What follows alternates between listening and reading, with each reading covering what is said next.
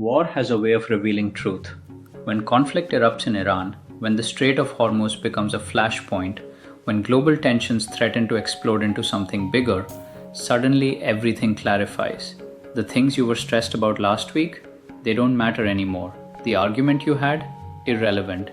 The career worry, meaningless. Because when war threatens, you instantly know what actually matters. The people you love, your safety, your ability to be present with life while you still can. And here's the devastating truth. You don't need war to live from that clarity. But most people wait for crisis to remember what matters. And then they forget again when things stabilize. I'm showing you how to hold on to that clarity now, so you don't waste another day on what doesn't matter. I've seen this pattern in myself and others for years. During peaceful times, I get caught up in trivial concerns. Will people like this? Am I successful enough? What if this doesn't work out? I waste energy on things that objectively don't matter much. But the moment global crisis hits, all of that falls away, instantly. And I'm left with what's real. Am I connecting with the people I love? Am I living in alignment with my values? Am I appreciating this moment while I have it? And I think, why did it take potential war to see this clearly? Then I realized, crisis doesn't create new priorities. It reveals what was always true. You always knew what mattered, you just forgot. You got distracted by the trivial, by the urgent but unimportant, by the noise. And war cuts through all of that noise like a knife. It strips away everything superficial and shows you the core. The question is, can you see that core without needing crisis? Can you live from that clarity every day? That's what I'm teaching you today. Here's what we're covering. First, what war reveals about human priorities, and why this wisdom is universal across every conflict in history. Second, why we forget what matters during peace, and how modern life is designed to keep you distracted from truth. And third, the three practices that let you live from crisis-level clarity without needing crisis, so you stop wasting time on what doesn't matter. Let's start with what every war in history has revealed about what actually matters. When people face war, certain truths become undeniable. First, relationships matter more than achievements. When war threatens, no one wishes they'd worked more. They wish they'd spent more time with loved ones, more time being present, more time saying I love you. Achievements feel hollow when life is fragile, but connection is everything. Second, the present moment is all you actually have. When the future is uncertain and terrifying, you can't live there anymore.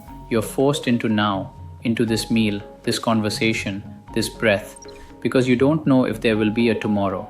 And paradoxically, that makes life more vivid, more precious, more real.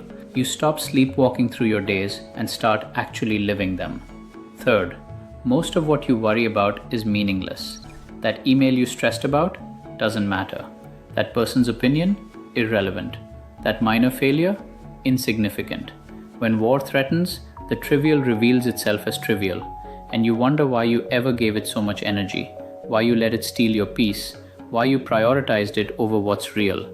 And fourth, being alive is enough. You don't need to be successful or impressive or perfect. You just need to be here, breathing, connected, present. That's the gift. That's what matters. Everything else is extra. And when war threatens, you feel this in your bones. Just being alive becomes enough. More than enough. Sacred. These aren't new insights. Every human who's faced war has learned these truths. They're written in war diaries, in letters from soldiers, in survivor testimonies. Across centuries, across cultures, the same truths emerge. Love matters, presence matters, life matters, and most everything else is noise. The question is, why do we forget this when there's no war? Why do we need crisis to remember? Here's why we forget during peace. Modern life is designed to keep you distracted from what matters. You're bombarded with messages telling you that you need more. More success, more money, more status, more productivity, more optimization. And you believe it.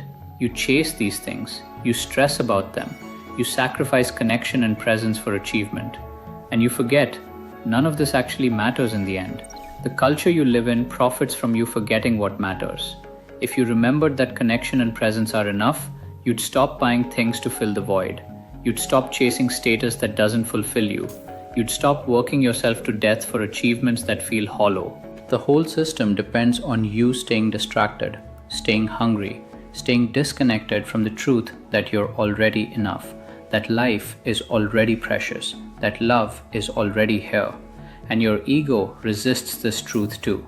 Because if what matters is just being present and connected, then what's your ego's role? It's invested in achievement, in being special, in being more than.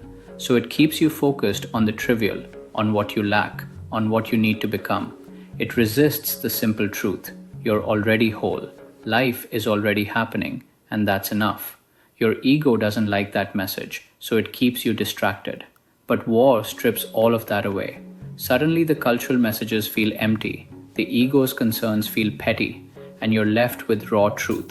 And that truth is liberating. Painful, yes, but also liberating, because you finally see clearly. The question is, can you choose to see clearly now, without needing war to wake you up? Here's how you live from crisis-level clarity without needing crisis. Practice number 1. Every morning, ask yourself the mortality question. If this were your last day alive, what would actually matter? Not in a morbid way, in a clarifying way, because this practice puts everything in perspective immediately. Would you care about that email? No.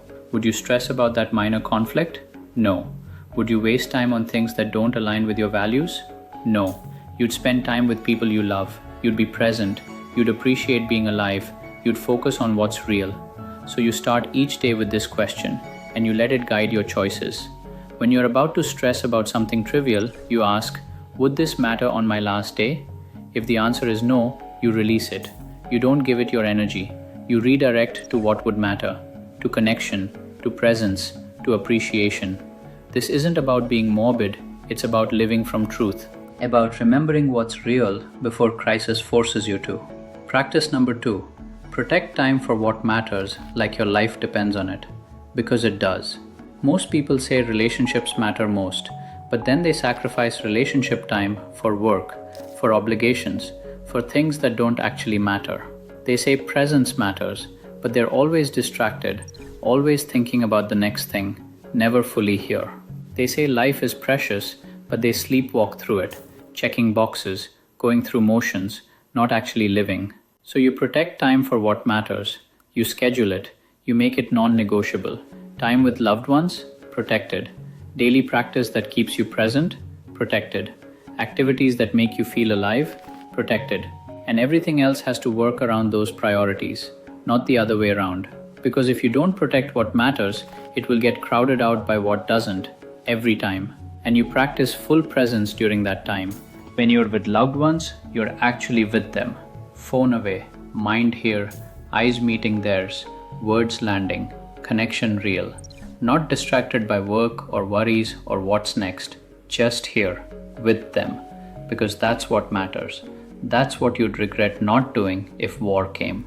So you do it now, fully, without waiting for crisis to make you present. Practice number 3. Regularly review your life from the deathbed perspective and adjust accordingly. At the end of your life, what will you wish you'd done more of, less of? Who will you wish you'd spent more time with? What will you regret?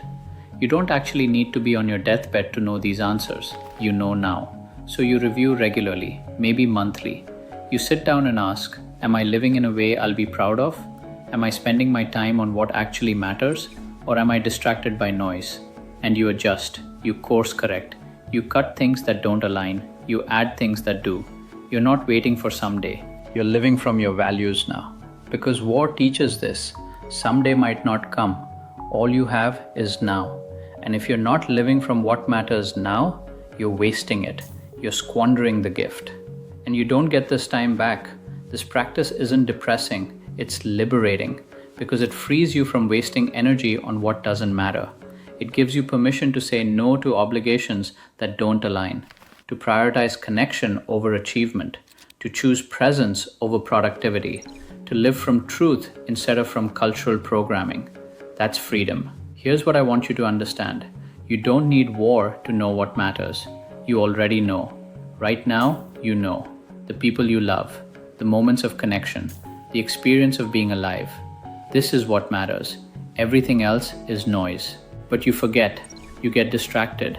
You let the trivial consume you, and then crisis hits and you remember. But you don't need to wait for crisis.